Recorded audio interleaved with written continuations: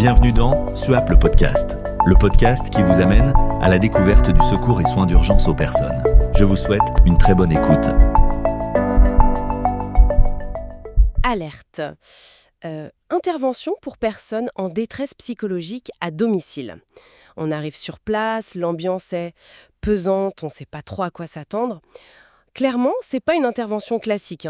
Ça demande une approche vraiment spécifique avant même de penser au bilan, aux gestes techniques. Aujourd'hui, on va justement regarder de près la conduite à tenir face à une victime en état de crise. Oui, et c'est une compétence fondamentale. L'objectif, il est double, en fait. Il s'agit de maîtriser les bases de l'abord relationnel, bien sûr, mais aussi de comprendre comment ajuster notre comportement. Parce que chaque réaction de la victime, elle appelle une réponse adaptée de notre part, pour apaiser, pour sécuriser, pour pouvoir aider tout simplement. Cet abord relationnel, alors c'est le point de départ. On entend souvent parler de calme, d'écoute, d'empathie, mais concrètement, sur le terrain, quand tout va vite, que l'environnement est peut-être même un peu hostile ou que la victime a l'air complètement ailleurs, ça se passe comment ? Concrètement, ça commence par soi-même. Maîtriser sa propre réaction. Respirer. Avoir une posture ouverte, un ton de voix calme. C'est cette sérénité qu'on dégage qui peut déjà faire baisser la tension. Ensuite, évidemment, la sécurité. La nôtre, celle de la victime, des autres personnes présentes. Évaluer vite s'il y a un danger. Et puis, parler. Des phrases courtes, simples. Et surtout, pas de jugement, jamais. Valider l'émotion de la personne, dire « je vois que c'est dur pour vous ».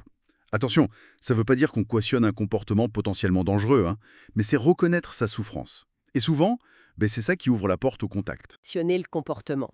Alors, face à cette détresse, on observe souvent, deux grands schémas de réaction.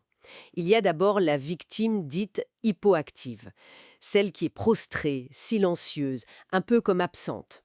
Face à ce mur, on fait quoi ? Le mot-clé ici, c'est la patience. Surtout, ne pas essayer de combler le silence à tout prix. Ça, c'est souvent contre-productif. Il faut poser des questions ouvertes, très simples. Où est-ce que ça fait mal ? Depuis quand ça dure ?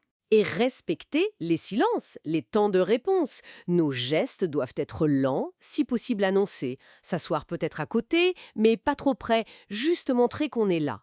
Une présence calme, pas intrusive. Parfois, un simple « je reste là avec vous », ça fait plus que 10 questions. L'idée, c'est de créer un espace sûr pour que la parole puisse émerger doucement. D'accord. Et puis, à l'opposé, on a la réaction hyperactive. L'agitation, les cris, parfois des paroles incohérentes, voire de l'agressivité. Là, j'imagine que la patience seule, ça suffit plus toujours, surtout si la sécurité est en jeu. Effectivement. Là, la priorité, c'est de cadrer la situation tout en essayant de garder le contact. La voix reste calme, mais elle peut devenir plus ferme si on doit poser des limites claires pour la sécurité. Par exemple, « Ok, stop, je comprends votre colère, mais lancer des objets, ça, ce n'est pas possible. » L'écoute active, c'est crucial. Reformuler pour montrer qu'on essaie de comprendre ce qu'il y a derrière le chaos. Si j'ai bien compris, vous avez peur que, encore une fois, on valide l'émotion. C'est normal d'être en colère dans cette situation, mais sans accepter un comportement dangereux. Le plus gros risque, c'est l'escalade. Répondre à l'agitation par l'agitation, au cri par le cri. Non, il faut rester l'élément stable, rassurant.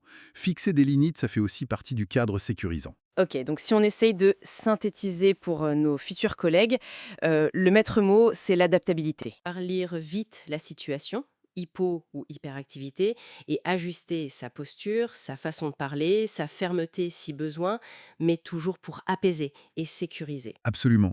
Et cette capacité d'adaptation, ça ne s'improvise pas. La théorie, ce qu'on vient de dire, c'est indispensable. C'est la base. Mais ça devient un réflexe seulement avec la pratique. C'est pour ça qu'il faut relire attentivement les guides opérationnels, les procédures sur ces conduites à tenir spécifiques. Et surtout, il faut s'entraîner encore et encore. Les mises en situation simulées, c'est fait pour ça. C'est là qu'on apprend à gérer ses propres émotions et appliquer ces techniques. Et pour terminer, peut-être une petite réflexion. Dans quelle mesure notre propre état, notre calme, notre assurance, comment ça influence directement l'état de la victime en crise ? Est-ce que notre propre maîtrise, finalement, c'est pas déjà un outil thérapeutique en soi, avant même le premier mot ? C'est une question importante, je pense, pour améliorer nos interventions. Merci de votre attention et de votre fidélité à SUAP le podcast. À très bientôt pour un nouvel épisode à la découverte du secours et soins d'urgence aux personnes.